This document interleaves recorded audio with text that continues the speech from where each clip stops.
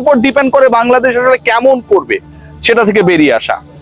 Very early morning এ আজকে Bangladesh wicket হারিয়েছিল। Green উইকেটে বাংলাদেশ খেলতে নেমেছে, টসে হেরেছে। বাংলাদেশ তার 11-এ 3 জন পেসার রেখেছে।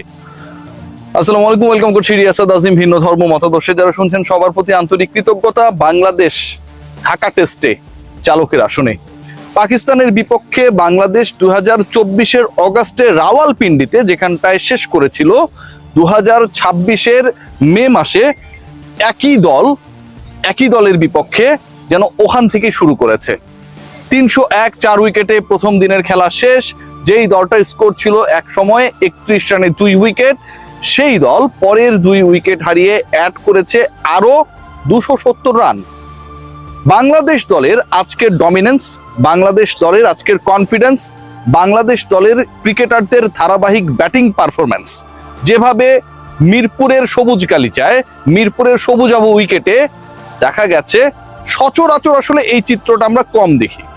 টেস্টে ব্যালেন্স টিম হওয়ার পথে থাকা টিম টাইগার্সের সবচেয়ে ব্যালেন্স ব্যাটার নাজমুল হোসেন শান্ত সবশেষ 8 ইনিংসে আজকে সহ 4র্থ সেঞ্চুরি তুলে নিয়েছেন। নাজমুল হোসেন শান্ত তার ক্যারিয়ারের 9th শতক তুলে নিয়েছেন। নাজমুল হোসেন শান্তর 9ম টেস্ট সেঞ্চুরি যদি প্রশ্ন করা হয়, জিজ্ঞেস করা হয়, এই মুহূর্তে এই মোমেন্টে উত্তর দিতে গিয়ে অনেকেই ভুল করবেন যে তার হাফ সেঞ্চুরির সংখ্যা কত। কিছুটা হলো আপনি পাজল হবেন, কারণ আপনি হাফ সেঞ্চুরিকে কাউন্ট করবেন 9+ থেকে। হয়তো মনে করবেন 11টা 10টা 12টা। 5 হাফ সেঞ্চুরি করা নাজমুল হোসেন শান্ত সেঞ্চুরি করলেন 9ম বারের মতো। 14তম বার 50+ ইনিংস খেলতে গিয়ে 9 বারই 100 করেছেন।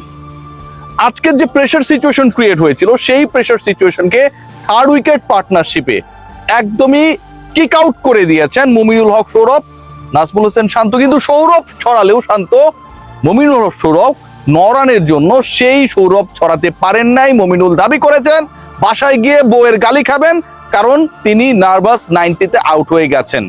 একজন ক্রিকেটার তার বউয়ের জন্য যতটুকু নার্ভাস হয়ে আছে, আমার কাছে মনে হয় সেই নার্ভাসনেস 91-তে আউট হওয়ার আগ মুহূর্ত পর্যন্ত তার জন্য ছিল না।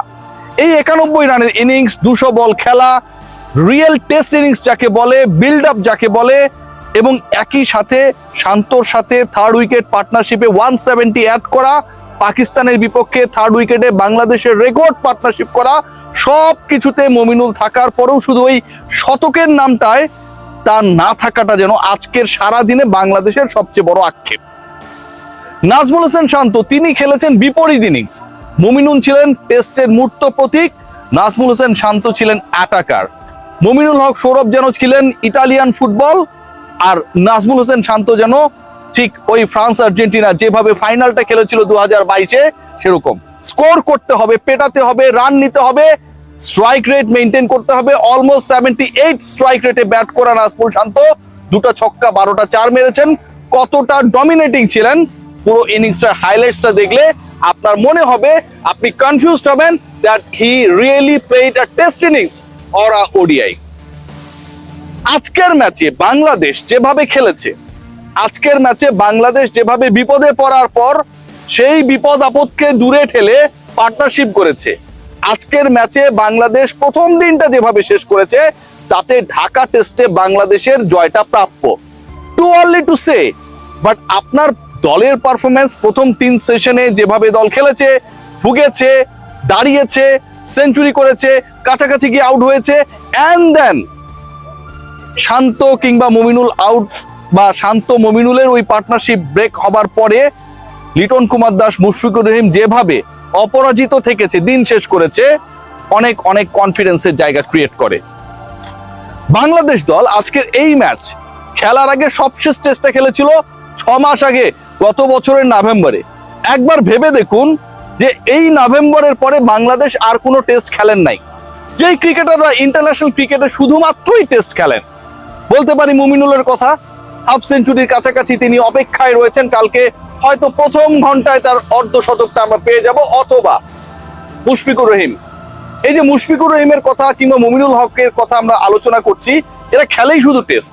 প্রায় 200 দিন পর খেলতে নেমে দুজন যেভাবে ডেলিভার করেছে, বাংলাদেশের ক্রিকেট, বাংলাদেশের টেস্ট টেম্পারমেন্ট ওই একটা সময় ছিল না যে মিরপুরের উইকেটটা কেমন হবে সেটার উপর ডিপেন্ড করে বাংলাদেশ আসলে কেমন করবে, সেটা থেকে বেরিয়ে আসা। ভেরি আর্লি মর্নিং এ আজকে বাংলাদেশ উইকেট হারিয়েছিল। গ্রিন উইকেটে বাংলাদেশ খেলতে নেমেছে, টসে হেরেছে। বাংলাদেশ তার 11-এ 3 জন পেসার রেখেছে।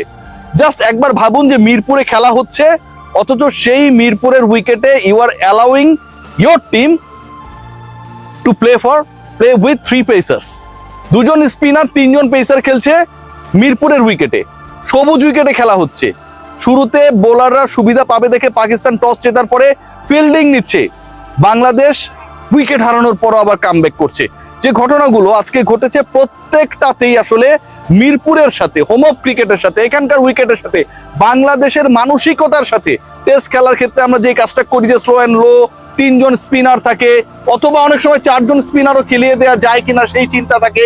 1 জন 2 জন পেসার থাকলেই অনেক বেশি তারা নির্বিষ থাকে, তাদের কিছুই করার থাকে না। সব ঘটনাগুলোর যেন একটা বিপরীত মঞ্চায়ন হয়েছে আজকে হোম অফ ক্রিকেটে। আরেকটা ঘটনা ঘটেছে, সেই ঘটনাটাও আপনাদের সাথে শেয়ার করি। আপনি যদি খেয়াল করে দেখেন যে আজকের এই ম্যাচটাতে আমাদের নট আউট নোমান, মানে নোমান আলী, নট আউট নোমান না, নোমান ভাই তো আমাদের প্রিয় মানুষ, তিনি একজন স্পিনার হিসেবে 6টা নো বল করেছেন। আজকের এই ম্যাচে বাংলাদেশের পারফরমেন্স, বাংলাদেশের ডমিনেন্স, বাংলাদেশের কনসিস্টেন্সি আপনাকে যতটা স্বস্তি দেবে, আমার কাছে মনে হয় কিছুটা হলেও তার যে এই 6টা নো বল করা, এবং নোগুলো যথেষ্ট বড় বড় নো আমার কাছে মনে হয়েছে, মানে খুব বেশি থাকে না যে টাচ এন্ড গো টাইপের না, এটা একটা বড় ইস্যু হওয়া উচিত। মুশফিকুর রহিমকে কংগ্রেচুলেশনস আফটার সচিন টেন্ডুলকার। মানে এক টেস্টে কত ঘটনা ঘটছে। আমাদের এশিয়ায় দ্বিতীয় দীর্ঘতম টেস্ট ক্যারিয়ার গড়লেন আজকে সচিন। তিনি টোটাল 24 বছর খেলেছেন টেস্ট। মুশফিকুর রহিম 20 বছর 348তম দিনে আজকে আরো একটা টেস্টে মাঠে নামলেন, 101তম টেস্টে মাঠে নামলেন। মুশফিক পুরো দলের সাহসের নাম, কনফিডেন্সের নাম। একজন মুশফিক যদি ড্রেসিং রুমে থাকে তাহলে সেটা পুরো দলের কনফিডেন্স, আবহটাই নাকি চেঞ্জ করে দেয়, যেমনটা বলেছেন মুমিনুল হক সৌরভ। আগামীকালের প্রথম ঘন্টা ইম্পর্টেন্ট হবে। বাংলাদেশের লক্ষ্য 450-র কাছাকাছি করা, আরো বেশি হলে আরো ভালো, বাট নিশ্চয়ই লিটন কুমার দাস, মুশফিকুর রহিম তেমনটাই করতে চাইবেন যেমনটা করেছেন নাজমুল হোসেন শান্ত, শতক হাঁকিয়ে। আর যদি সেটা হয়, বাংলাদেশের স্কোর বোর্ডে কালকে যদি আরো 200 রান অ্যাড হয়, বাংলাদেশের স্কোর কার্ড যদি এটা দেখায় যে প্রথম ইনিংসে বাংলাদেশ হ্যাজ স্কোরড 500+, অবাক হবার কিছু থাকবে না। Let's see what happen. But প্রথম দিনটা অসাধারণ কেটেছে। 6 মাস পরে টেস্ট খেলতে নামা দলটা দেখিয়ে দিয়েছে তারা আসলেই পাকিস্তানকে পেলেই জ্বলে ওঠে। যেমনটা রাওয়ালপিন্ডিতে, তেমনটাই যেন মিরপুরে।